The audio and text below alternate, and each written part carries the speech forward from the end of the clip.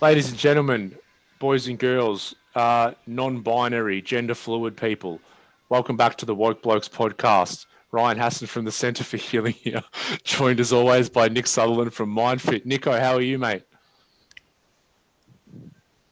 I'm listening intently because it sounds like someone's just flushing one down the toilet bowl. Is someone just?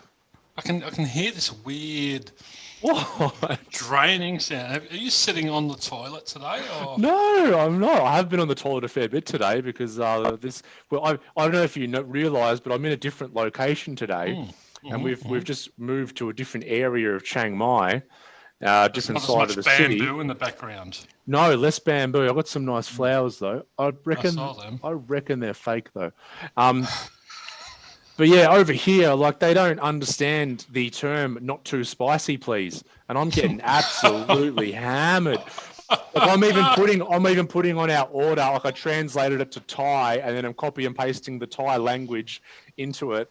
And the last few days, mate, like they just must love it spicy down this area of Chiang Mai. And today. It's paid.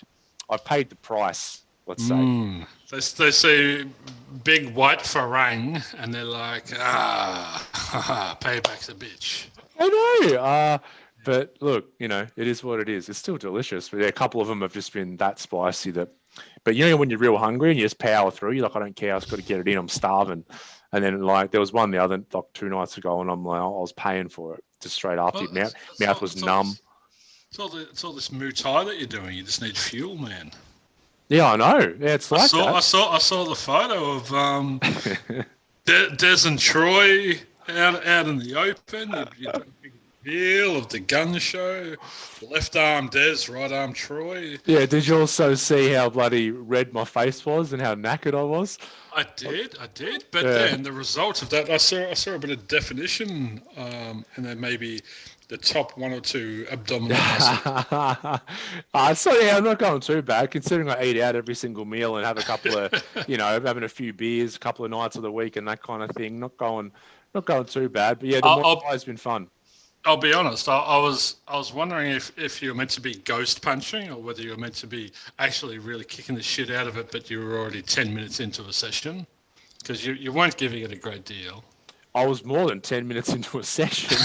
That was that video of me doing Muay Thai. That was the end of round 4. So we do 5 rounds. And by the end of round 2, I am fucking knackered. And then this was the end of round 4. I put the camera out and like I can literally barely hold my hands up. And then because we were moving to the different part of Chiang Mai, I said, tonight's going to be my last night with you, Lek, shout out to Lek Muay Thai from Chiang Mai, where he was awesome.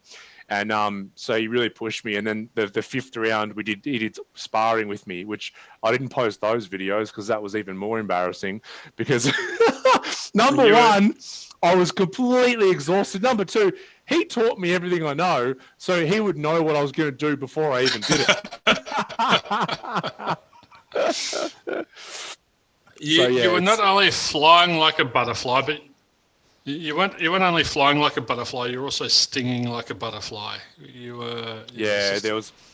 That's why if I was to actually have a Muay Thai fight, it's like I'll be dangerous in the first round, but if you get me out of that first round, you can just have your way with me. You're like Brock Lesnar.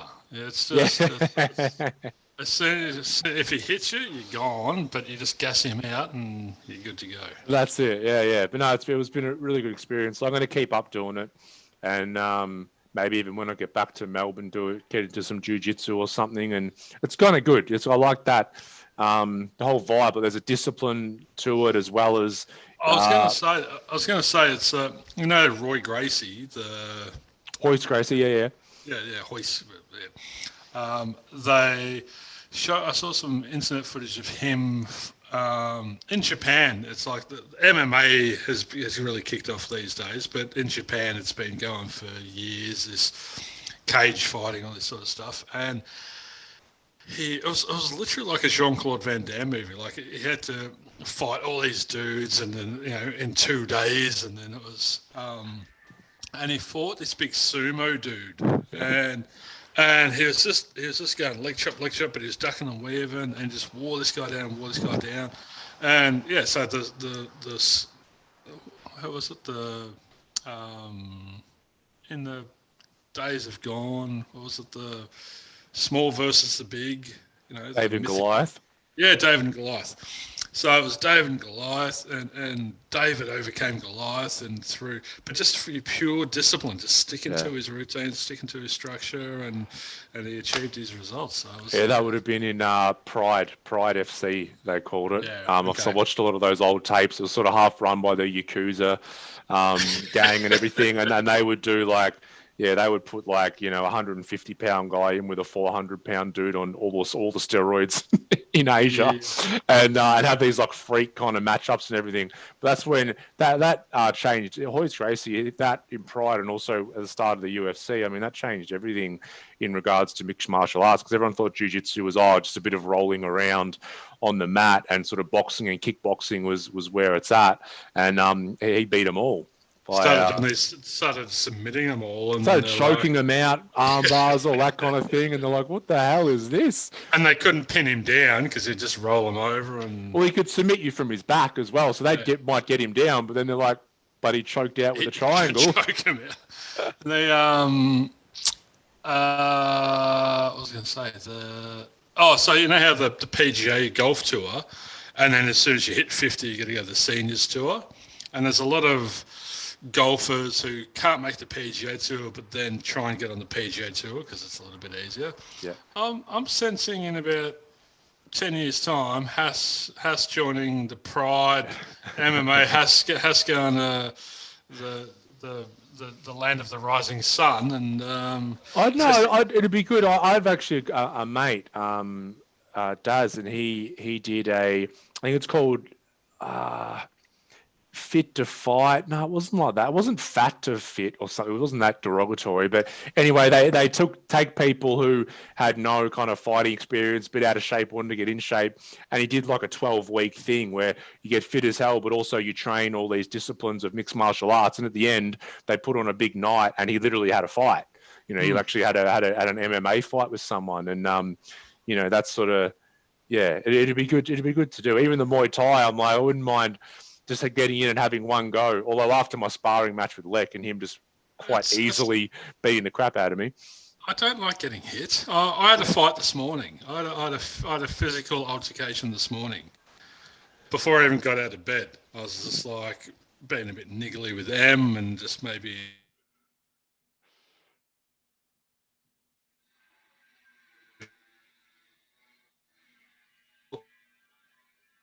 And she's literally going, it's it didn't hurt. I was like, right, okay, that's how you want to play. So I've gone at it again, and then she's just given me a swift kick to the midriff. And I'm, all right, I get the picture. All right, I'm out. I don't like getting hit. No, it's still fun. That's when I find weird about fighting is they always go for the head, or it's so weird. You're meant to go for the softest part of the body. But everyone always, the macho, got to hit you in the head, mate, going to make you bleed. No, you don't. Just wind him and walk away. Yeah, I guess, yeah. There's always got to be rules. Like even the UFC was like, it's going to be no rules, but you still can't hit someone in the nuts. No, but this is in a street fight. Like in a street fight, it's two blokes having a fight on the street. If you really have to defend yourself, just go for the solar plexus. Yeah, I think that comes back to movies we all saw as a kid. And if you haven't trained in some sort of martial art or whatever, then you just go off what you've seen in TV shows and movies, which is this. And you end up doing this one. It's like, why aren't they falling down? I think that's why Hoist Gracie was so important, because no movies showed jiu-jitsu, because it was just people punching and kicking each other, We just grew up watching Bruce Lee going, wha! Yeah. and then they call me Bruce. Remember that? Did you ever see that movie? No, what was that? Oh, it was like a comedy. And it was like, they call me Bruce, they still call me Bruce, and they still call me Bruce. It turned into this series. It was so bad. B-grade American Chinese martial arts. I loved it. I was all into You're that into sort of it? stuff. Oh yeah. All the B-grade stuff, I loved it. Yeah. I'm just cracking another beer. It's episode number 50, and me and Nick are celebrating today. Congratulations! We made it, number 50. I know. Episode 50. I think this will be released sort of towards the end of the year 2020, which has been a fucking crazy year for a lot of people.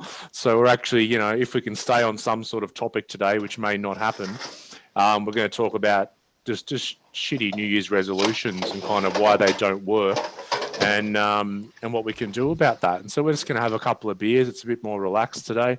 I mean, it's pretty relaxed normally, but well, why don't we ask the listeners to grab themselves a little frosty number and sit down and put their feet up and rest. Stop what you're doing. Yeah, look, if you finished work and you're on the way home in the car, press pause. Just grab a nice, you know, special craft beer. Like, don't get crazy, you know. Don't start. I've gone the White Rabbit Dark Ale. Ah, I have actually had that one. It's very nice. Don't mind a dark ale if it's a good one. I like a Little Creatures. I like a White Rabbit Dark Ale. I like the Maltia, the Newcastle Brown Ale. Yeah, that's my go-to. And I'm drinking local Chang. You are. Thai's national beer. So I'm having a Chang. Plus, they're like $1 each, if that. So The six pack was $23. Mate, I don't know how I'm going to go coming back home, especially this Chiang Mai. Like, I can literally order 4 meals for about $10, and they're delivered to my door, and they're like massive meals, and it's you got to stop converting when you get home. You got don't convert. Stop converting. It'll kill you. So it's a bit of a festive podcast today on a couple of accounts. It's our 50th, and it's Christmas, New Year's. It's the end of the year. I think a lot of people are just, you know, Melbourne hasn't had a COVID case in 30 days or something. It's been a long year. We're doing well, yeah. Well, there's bushfires and there was all sorts of, you know. So it's been a year of challenges, I guess, a year of adversity. But I think we're all going to be better for having been through it. We're all going to get stronger if we take the right approach. But it's a celebration. Everyone's just hanging to get through it. So press pause, grab yourself a frosty, shake up an apple teeny or something. If Danny Carey, if you're listening, shake up an apple teeny. Danny Carey, if you're listening, please reach out and let us interview on the podcast.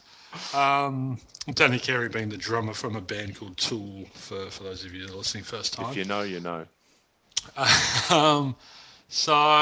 But we're coming to Christmas. I was going to ask you a question, but I've held off until we started recording. We're going to do the 10 shitty New Year's resolutions and all that sort of stuff. But I literally just Googled like 10 worst New Year's resolutions. But we're very structured in there. We're very structured in the way we work, Hass. What's your question? Nick? 50 episodes. We put so much time and energy into these episodes. Well, we put time and energy into working out a time that would work out. It wasn't too early for me to start cracking beers. Speaking of. All right. So, what is your go-to Christmas movie? What Christmas movie are you really looking forward to putting on? I don't know. This year will be different because Tommy, my young boy, he just turned 2 about a week and a half ago. So he's a bit more aware now, and he's into the Christmas trees. Every time we pass one at the shops, he's like, Christmas tree. I'm like, yeah, cool. So he's a bit more aware. So I might start watching some kids ones, but I haven't watched Christmas movies in I don't know how long. I never watched them, you know, probably for the last. I mean, it's so the first thing that comes to mind is Santa Claus with Tim Allen. Oh, do you remember that one? Yeah. I think there was a 2 and a 3 to that, but I remember that. That's the sort of the first one that comes to mind when I think of Christmas movies. Knowing Tim Allen, he would have milked it for all it was worth. So, yep. Oh. My go-to is Home Alone. Oh, yeah, right. Yeah. That was a Christmas time. Not really thought of as a Christmas movie. But thought of as a classic all the same. Yes, but as a classic Christmas movie for me. So are you going to bust that out this year then? Yeah, totally. And Elf's a beauty. With Will Ferrell. With Will Ferrell. Haven't seen that one. That might be a good one to bust out. Really? Grinch was good with Jim Carrey. What else is there? Christmas movies. I'm going to Google it. So yeah, well you've got Tommy to sort of keep entertained. So Yeah, so it might be, for me, it might be a Paw Patrol Christmas or something of that nature. Peppa Pig's bloody Christmas carols or some shit. So we'll see. Jingle All the Way with Arnie. Oh, yep. Don't know if I saw that, but I do remember the trailers and yeah, big muscly man getting, a laugh along kids kind of movie. Yeah. Yeah, sure. Yeah, okay. And big muscly man with Alf, classic. The Grinch, bang. The ones you said, mate. Oh, National Lampoons Christmas Vacation. Yeah. That actually take there. My dad, my old man, was a massive fan of Chevy Chase. So I actually watched a lot of Chevy Chase movies growing up, like Fletch Lives, all of those, and the Lampoons. Which were hilarious. Holiday Road. Yeah, right, that takes me back. So there's Home Alone 1 and 2, and straight after that is The Santa Claus with Tim Allen. There we go. We're on the money with a few of these, aren't we? Yeah, totally. A Wonderful Life. Jeez, that looks old. Yeah, right. So Christmas, I mean, I like Christmas. Growing up as a kid, we'd go to Grandma and Pop's house on Christmas Eve for a big dinner.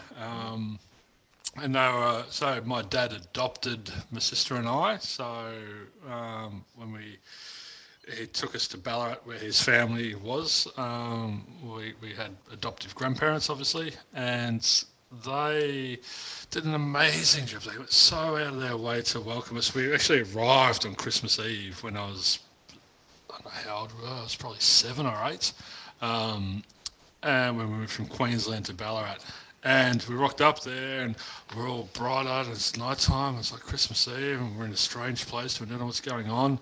But there's this beautiful, soft, gentle, grandmotherly woman. Come here, kid. Yeah, and do you want this? Do you want some treats and all this sort of stuff? I'm like, oh, yeah, okay. And then we hear this on the roof. And we're like, what the hell? And she's like, what's that noise? And you hear this ringing of a bell and this ho, ho, ho, ho, ho, ho.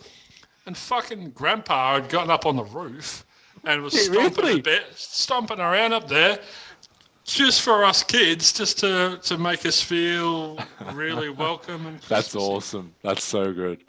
What a stunt. What a stunt. That's I love that. Yeah, putting in the effort. That's good. Christmas Eve for me, I always remember we would sit at home and watch the carols by candlelight.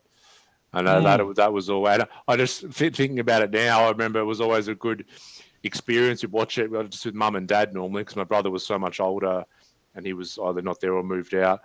But I remember now my dad couldn't stand. Marina Pryor, the singer.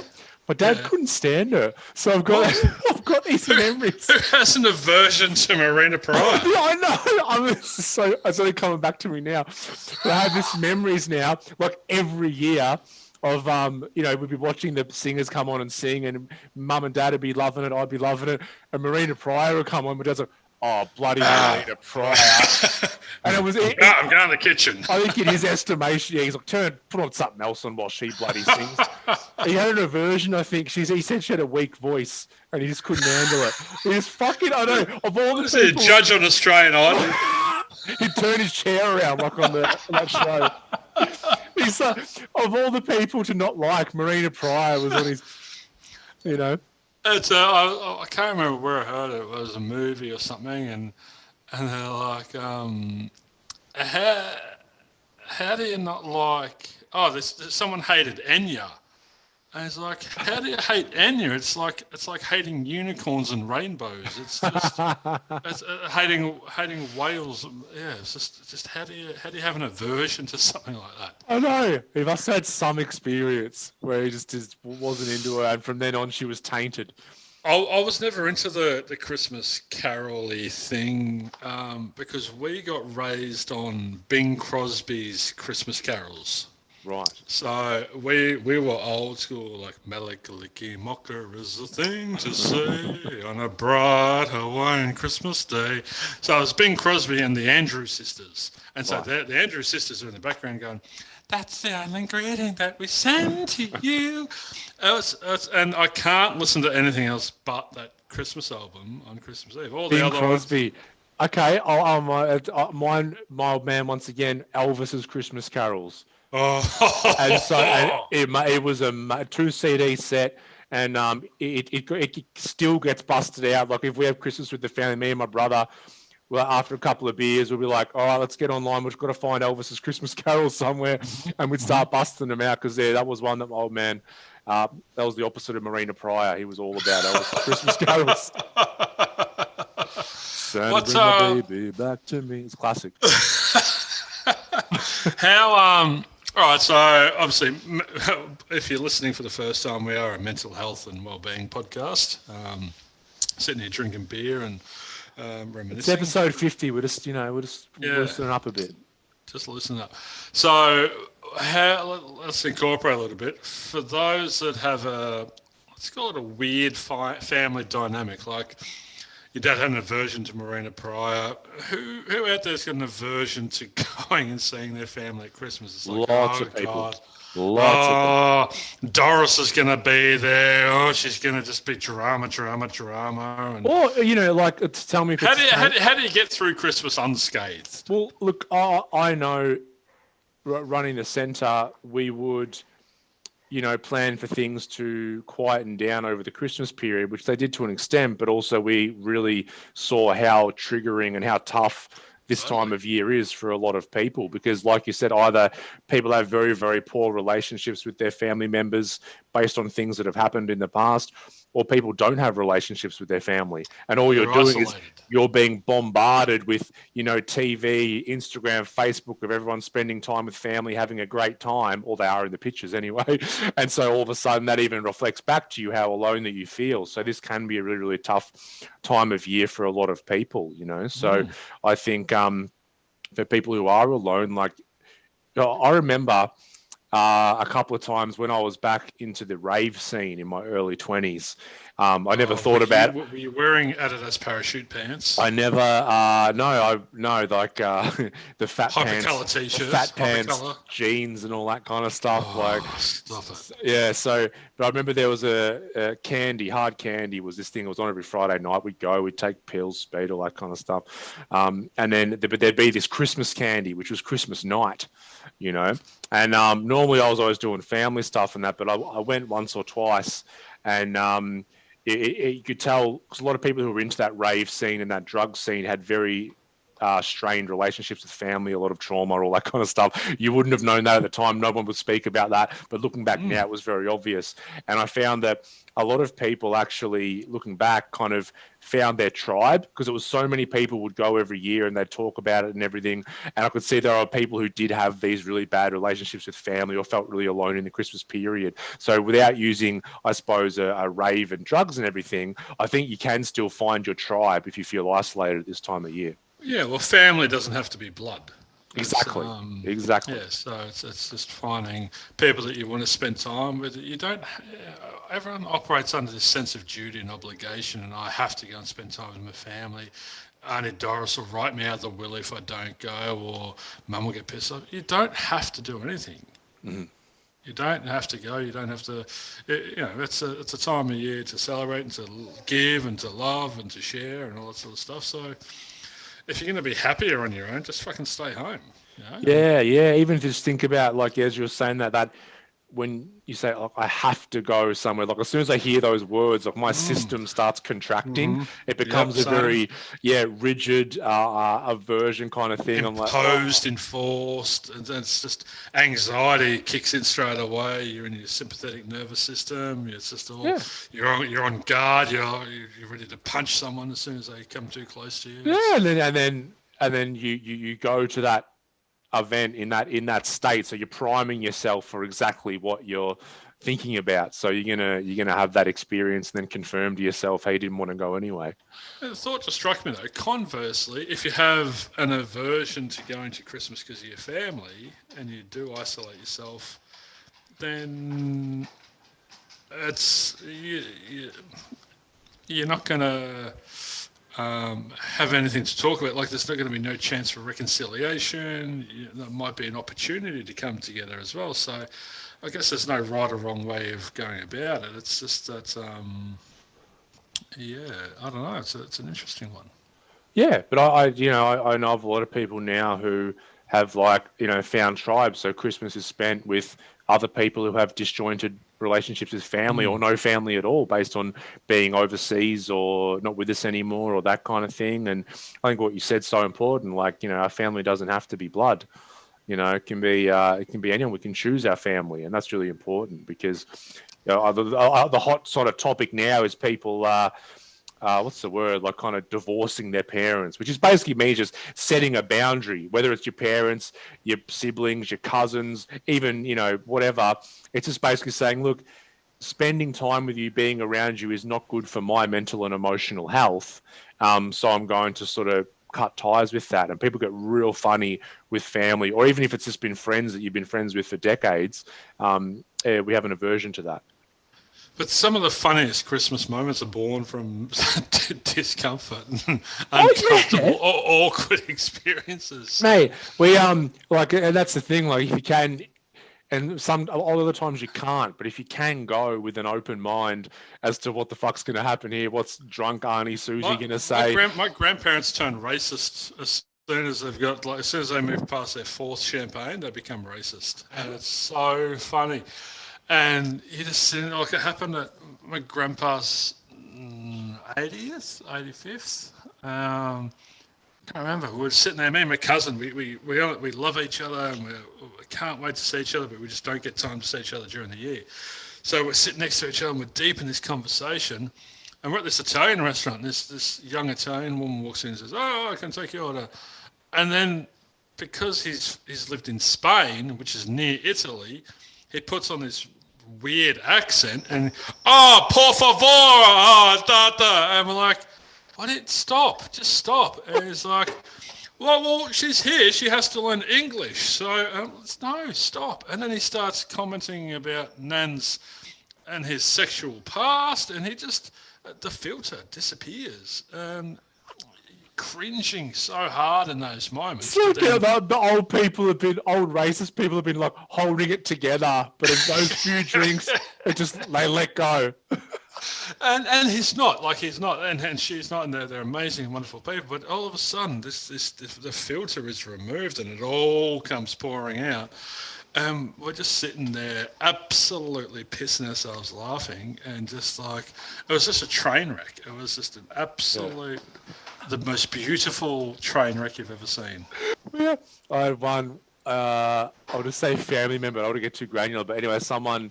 Are they listening? No, throw them under the bus. No, but one of the cousins, they're like intellectually disabled, to an extent, and anyway, middle of Christmas, like 20 plus people at the Christmas table, and there was just a slight lull in conversation, and then she gets up and just slams her hands on the table and goes, "Mum, I've got my period," right? And then it was like 3/4 of the table are all like shocked and trying to keep it together. Our end of the table just pissed at us. It was like the most awkward moment ever. So it's one of those things you just laugh at, whether it is, the auntie who just gets sauced up and says stupid stuff or whatever. It's those funny moments. Because oftentimes, go. My nan gets pissed, right? Yeah. And she's well pissed, and then she ends up falling asleep with the champagne in her hand. It's classic Christmas image. I'm sure many people can relate, and I love her to death. I love her dearly. But then he gets angry and he's like, tries to control her. "Stop drinking, you need that glass." And then, Classic. And then he goes into this. And then he walks out one year just in his jocks. And we're like, "What are you doing?" And he's like, and so she's half cut. She's woken up. She's been snoring. He's come out. We're like, "What's going on?" She spills the champers, He looks at him, goes, "Oh!" What, you just see the husband walking around in his jocks on Christmas Day.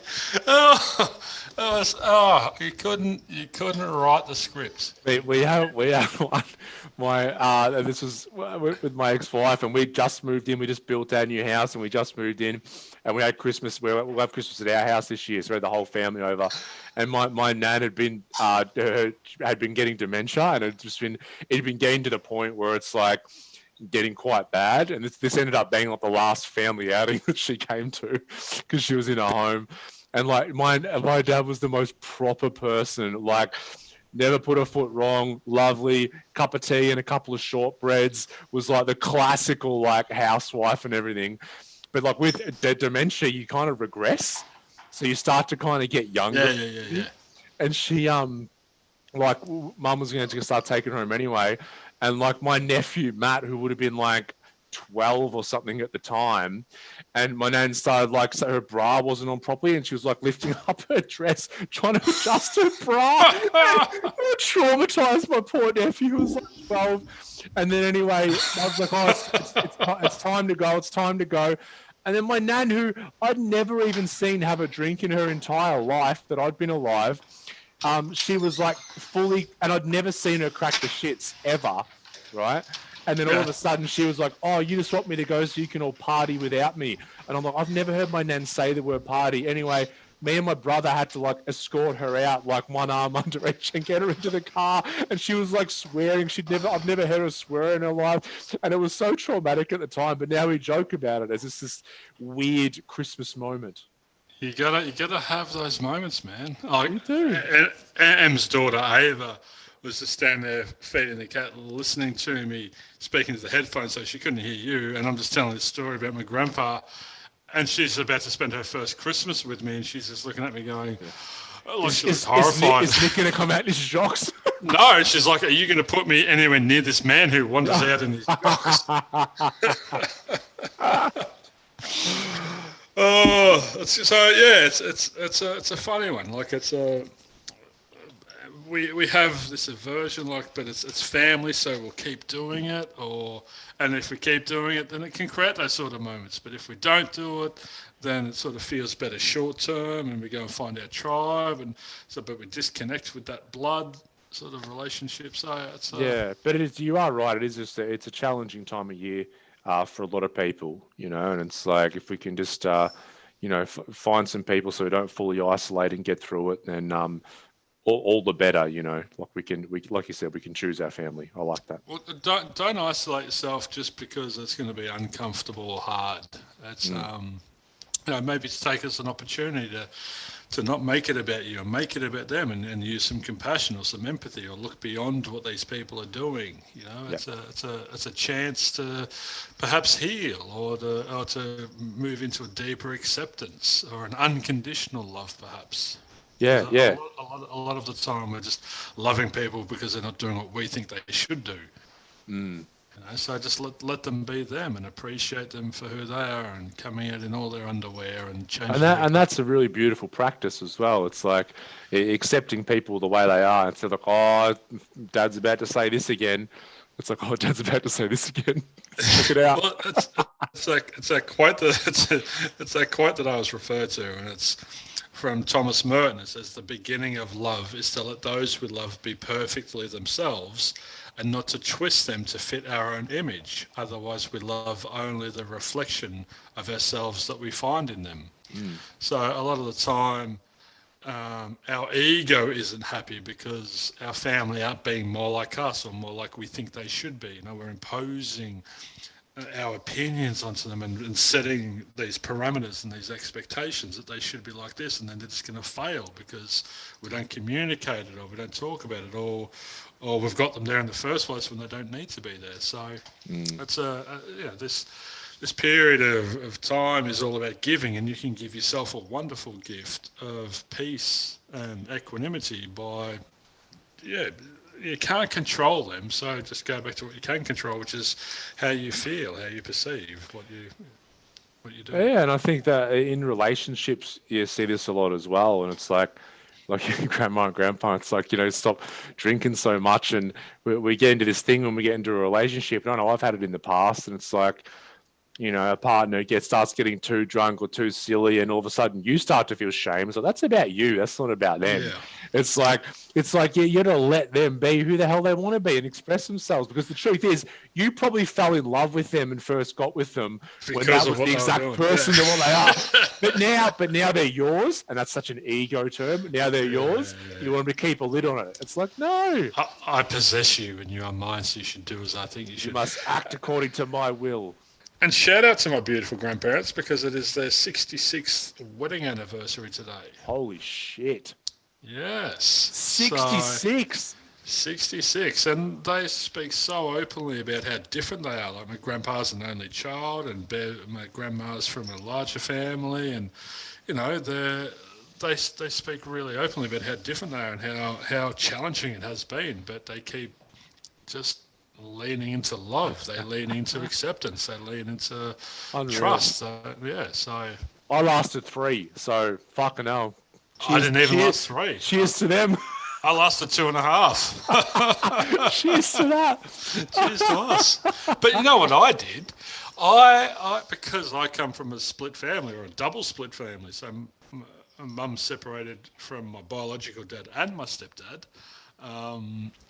So you're going to love this one. I had this belief that if I get married, I'm staying married.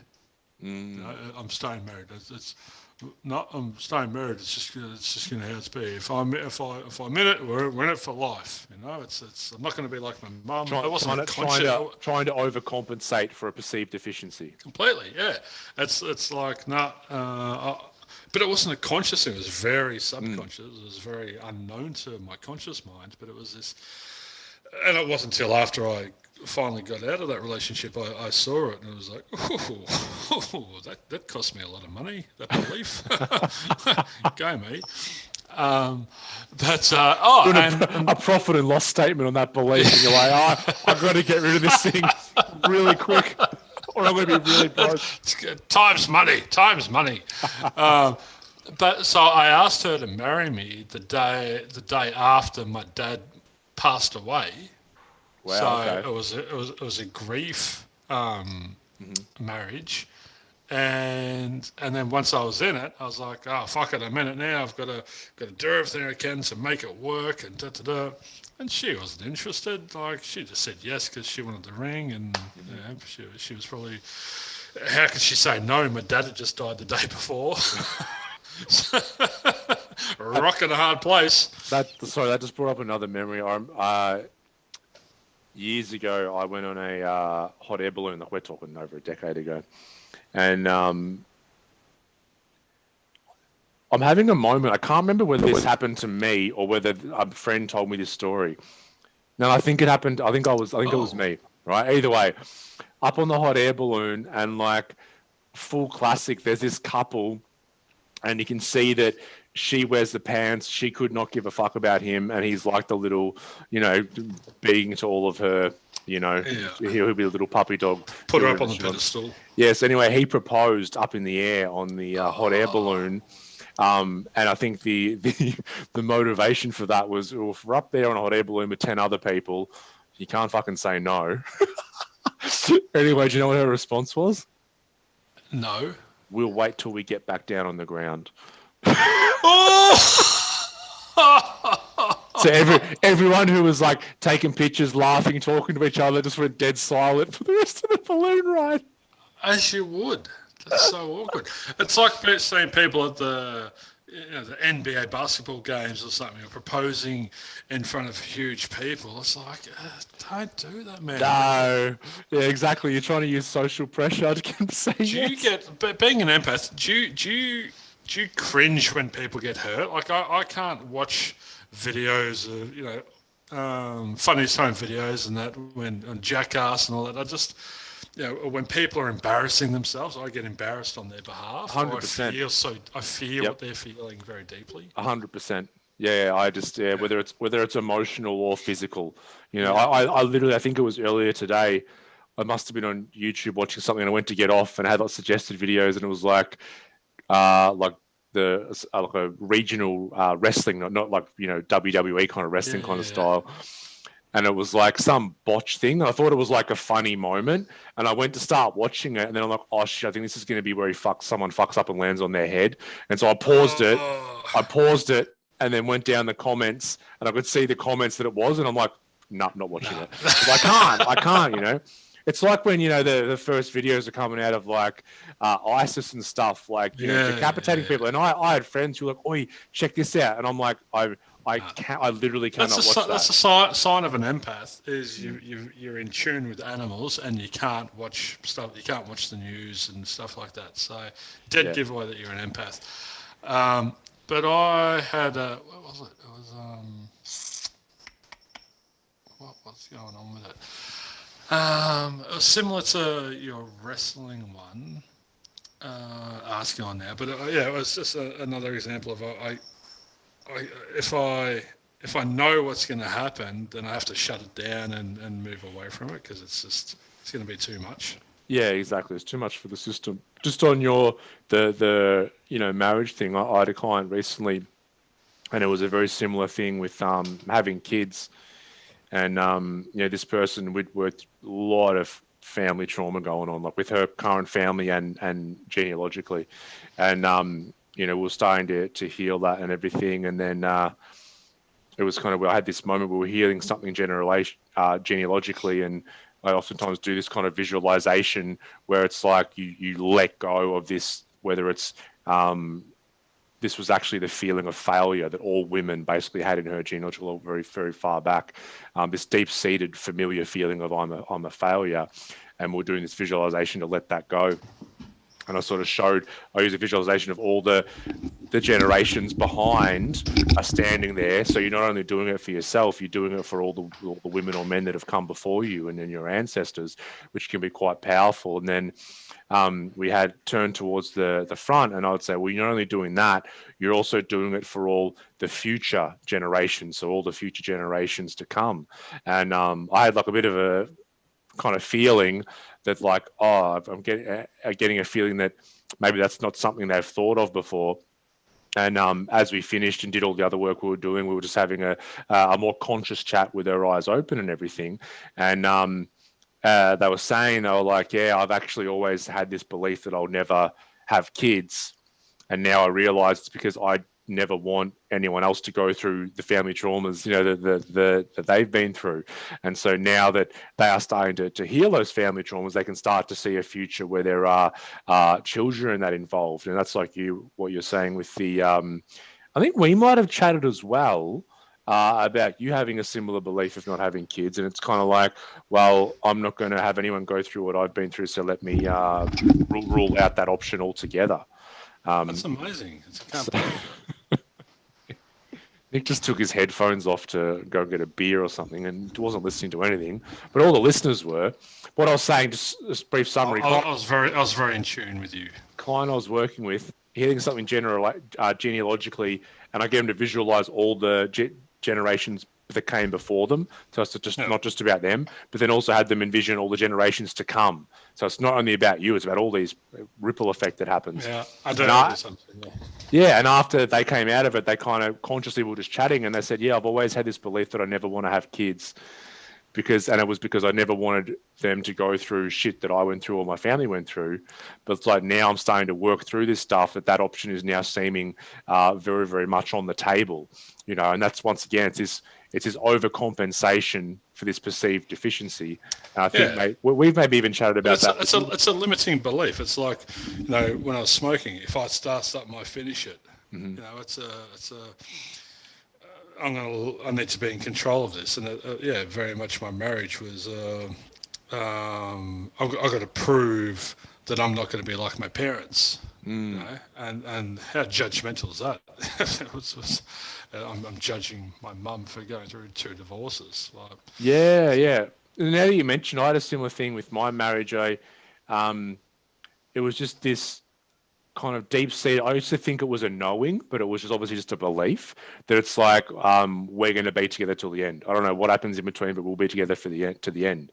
And then that's why that was such a monumental, you know, moment for me, because that belief that was really deep and really core was actually taken away. And then when we have a belief like that kind of shattered, when it's a core belief, it really shakes up our identity. And we're like, well, if I can't believe in that, what the hell can I believe in? And that's when people go through identity crisis, which can lead to alcoholism, drug use, all that kind of stuff. That's a great example of how beliefs create our behaviour, and it's that programming. So, we've got to check in on what's our programming, and is this limiting me? Is this leading me down a path which is going to cost me a lot of money potentially, or cost me a lot of unhappiness, or whatever the case may be. Speaking of programming, let's go to New Year's resolutions. All right, before we do that, I just got to... So Emma's doing a course in the city on Friday. She's doing permaculture. And so she stays up there on a Thursday night, and she just sent me a message, how's our tribe? Because we're all living together now, her and her two kids. I'm like, oh, how that's is that? Beautiful. But it's like, this is going to be my first Christmas with her and her kids. So it's exciting. Yeah, like living together under the one roof. So it's... that just struck me then. It's going to be a very different Christmas for us this year. And you're going to be in your jocks at some point. I dare so. So what's been your worst New Year's resolution? Me personally, even before like doing what I do now, I don't think I was ever really into them. I think my main one, and it's on this list, my main one I think was probably money, because like money was such a stress for me. Even when I was a tradesman and earning really good money, I could never save it. This is probably a good example, because you just spoke about programming. The issue with New Year's resolutions is we get to the end of the year, go, fuck, I wish I had done more that year with some area or multiple areas of my life. I'm going to make a change. Because even though time and the calendar is kind of it's based on the movements of our planet. It's still fairly much made up. So we feel like that's why people are like, I can't wait for 2020 to be over because it's been so shit. It's like, do you think magically January 1st, Corona's going to disappear? It's like time is a man-made construct. I'm like, no, time does exist. It's just the calendar and the way that we perceive time is a construct. Time does exist. We are moving through something. Yes. So what happens? We get fed up and we're like, all right, that's it. Next year's starting. I need to make some changes. And then we make a conscious decision about what we want to be different. And then, unfortunately, speaking about programming, our subconscious programming says something different. But we're so fired up, we're so excited about the new year that conscious will has a bit of juice to it. It's like we're fired up, the petrol tank's full, and we're going hard. And, whether it's the first one on the list is going on a diet, there's also getting fit, there's join a gym, there's I'm going to save more money. Basically, it's I hate myself, and next year I'm going to try to change who I am. But ultimately, I'll fail like I do every year, and then I'll still hate myself, and I'll make the same shitty resolutions next year. Well, what happens, that conscious will has some juice to it, but then that juice runs out about the 3-week mark, normally end of January, on whatever that goal was, because our subconscious programming will take over every time. But it's the motivation. It's productivity-based motivation. It's I have to instead of vitality-based motivation, which is I want to. I genuinely. It's this concept of loving yourself unconditionally again. You can't love others unconditionally until you love yourself. So you can be unhappy with yourself but still love yourself. Yeah, so you can go, I'm 5, 10, 15 kilos overweight. Yeah, this isn't okay. This isn't healthy. But you can do it with a gentleness and a care and without that self-flagellation, without that beating yourself up. And it's just and it's so much easier to change it when you embrace it. And embrace who you are and own it and go, okay, this is mine. This is a byproduct of all that I've done this year. I've just let go. I haven't prioritized myself. My bad. So you look at how you've ended up this way without the judgment and you go, right, I'm just going to start making some changes. Time has nothing to do with it. The dates, the calendar, if Mercury's in retrograde, none of that, which it always fucking seems to be. It's none of that has anything to do with it. You just come to a point where you're like, this isn't okay. This isn't working for me, and it's time to make a a change, a shift. But Yeah, it can be done without that. Oh, I fucking hate myself. Oh, I need to change. I need to overhaul my life. I need to a new me. But social media and Women's Day and all that don't fucking help things either. Oh no, of course not, because every piece of marketing has the underlying message: you're not enough the way you are. So it's like if you had these clothes, if you had this experience, if you were 10 kilos lighter, then you'd be enough. And like you said, if your underlying motivation is a sense of deficiency, then achieving your goal is not going to help. Yeah. It might help for 5 minutes, but it's not going to help. It's not going to be sustainable change.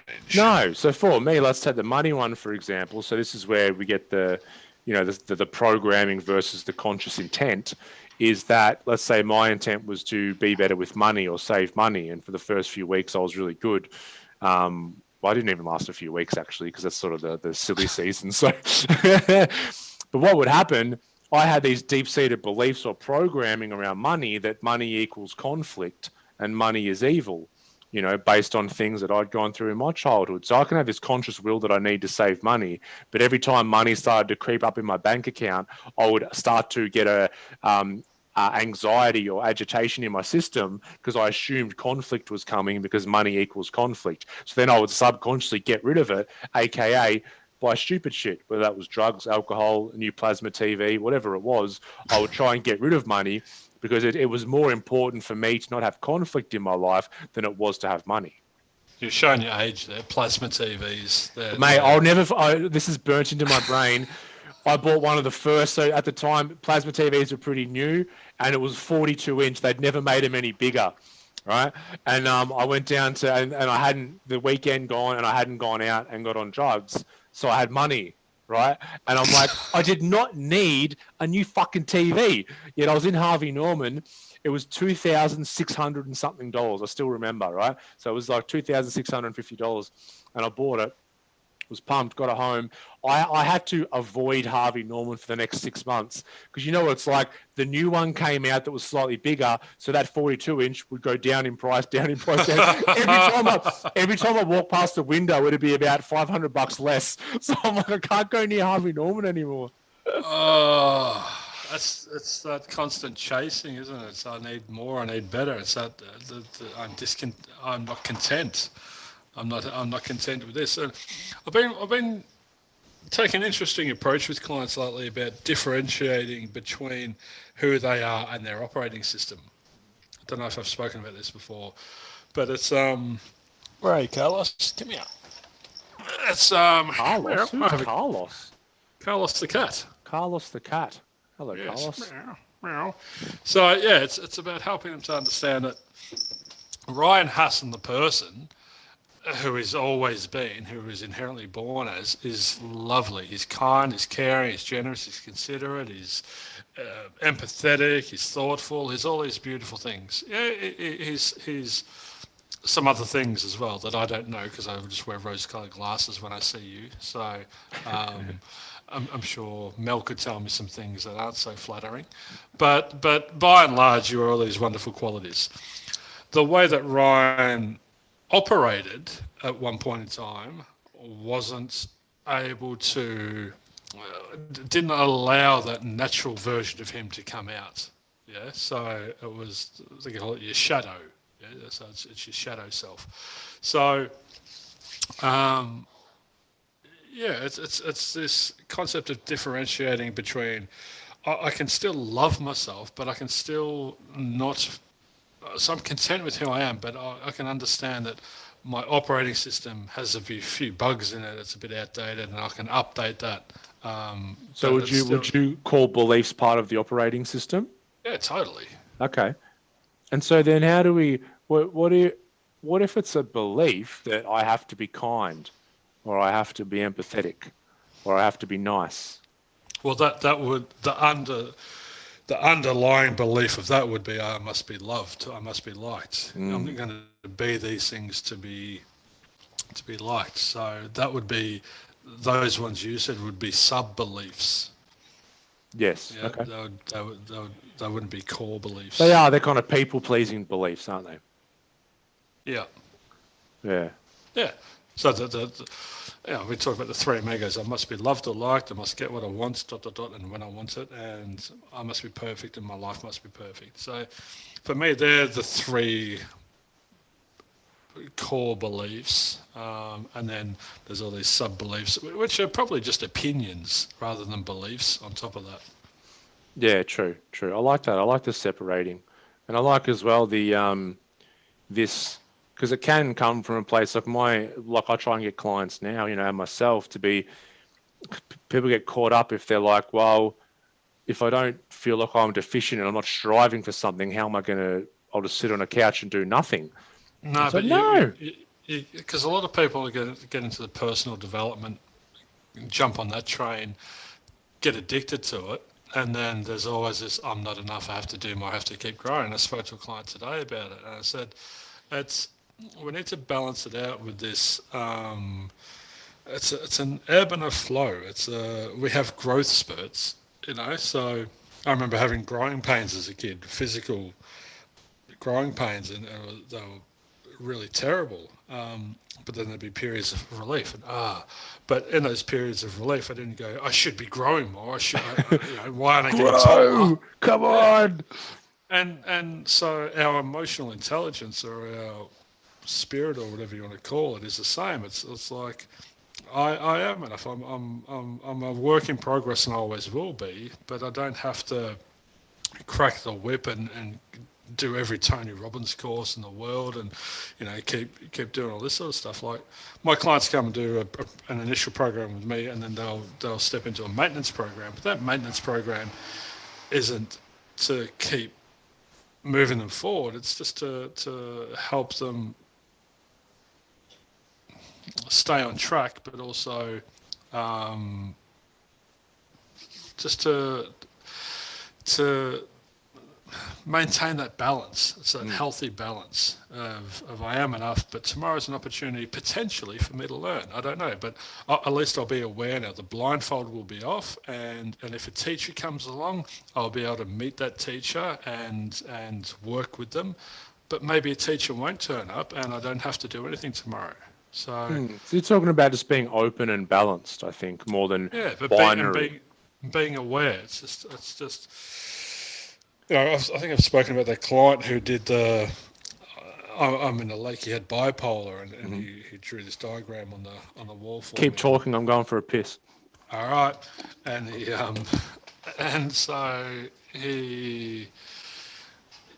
drew a diagram of a lake and then a river, and he said he was in this lake, and then every now and then he'd get tossed out of the river, tossed out of the lake into the river, and then he'd hit all the rocks in the river on the way down, and then he'd find himself in a new lake, and he'd stay there for a period of time, and then he'd get tossed out of there. I think we did a video on it, so go back and have a look perhaps, but it's just this concept of ebb and flow, and sometimes we're in it, sometimes we're out of it. It's not having an expectation that we should be doing more, or that I'm deficient, so I have to go and do more. It's just I am who I am. I'm in a constant state of flux. I'm in a constant state of change. Everything's impermanence. This version of me that exists today isn't going to exist tomorrow. I'm going to go to sleep tonight and process and deconstruct and change on a molecular level. So there's going to be a new version of me that wakes up in the morning, and that version is going to do the best that they can. So they'll either have a growth spurt or they won't. So yeah, it's just, if we're looking to change, we don't want to change under this notion that we have to change. It's my weight will ebb and flow. I'm fairly slim by nature, but it's been isolation this year. At the start of the year, I was super fit. I was really physically strong and healthy, and then we couldn't go and exercise. So I'm not in the same shape now as I was at the start of the year, but I don't look at myself in the mirror and hate what I see. I don't have this aversion to it. I don't look at it and go into destructive thinking and judge myself and criticize and condemn and blame and label myself all these toxic labels. It's just a an acknowledgement that, okay, I'm not where, my healthy point is, so I've got to do some things moving forward. So it's finding that balance between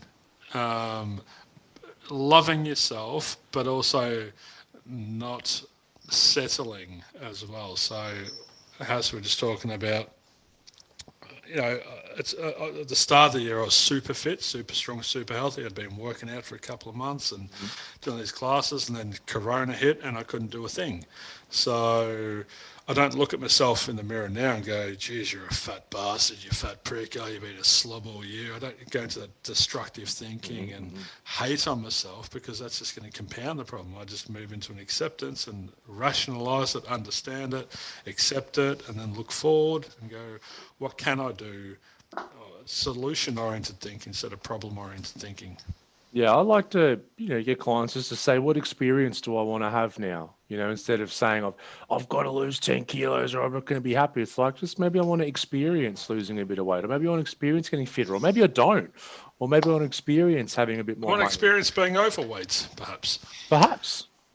But it's the old classic, and it's a funny pun to use in weight loss, but it's eat the elephant one bite at a time. So if you need to lose 10 kilos, don't try and lose 10 kilos, just lose 1 kilo 10 times. Everyone can lose 1 kilo. Everyone's lost 1 kilo. So you've done that before. You've achieved that before. So just do it 10 times. But then if you lose 3 in a row and then you sabotage yourself, you got to ask yourself, well, what's that operating system? What's that programming doing? Why am I sabotaging? Just go and eat more cake and drink more compound the problem is what I'm saying. Jeez. You're going to sabotage, do it properly, right? If you're going to start something, finish it. Hey, we should do a reverse podcast next. A reverse podcast? Or speak backwards? Yeah. No, it's like it's all. Let's go into the destructive thinking. Let's exacerbate all the stuff that people do. Yeah, that'd be good fun. That'd be good. Have I told you about my restaurant idea? No, but let's save that for next podcast, because we're coming to the end of this one. I'm hearing a Ryan Hassan story.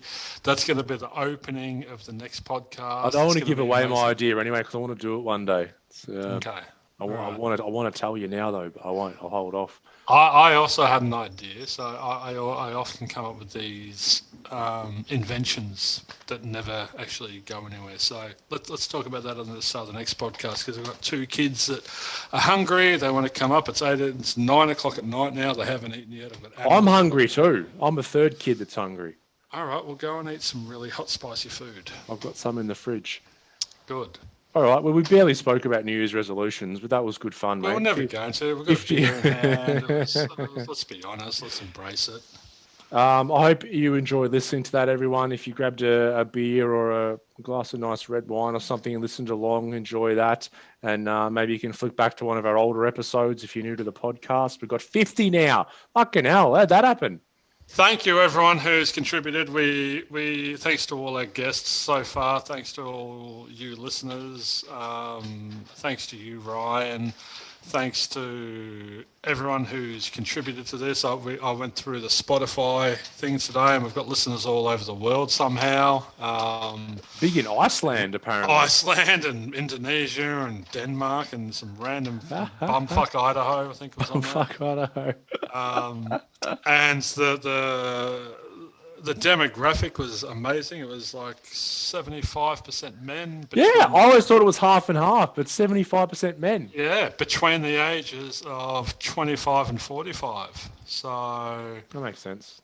Yeah, because that's sort of our age. Like I'm 25 and you're 45. So yeah, and I'm 25 physically. You're 45 physically. And we're both about 12 mentally.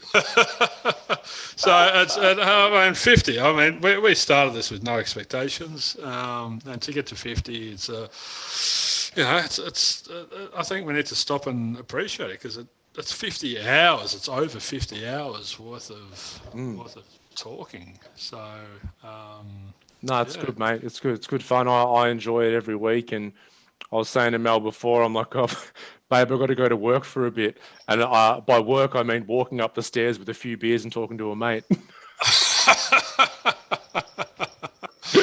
Yeah, it's my Fridays. I take Fridays off from clients, admin work, and to do stuff, and I'm just like, can't wait to just pull up stumps of that and just jump, stick the headphones on, and dive into. I mean, spend a couple of hours researching, of course, and then dive into it.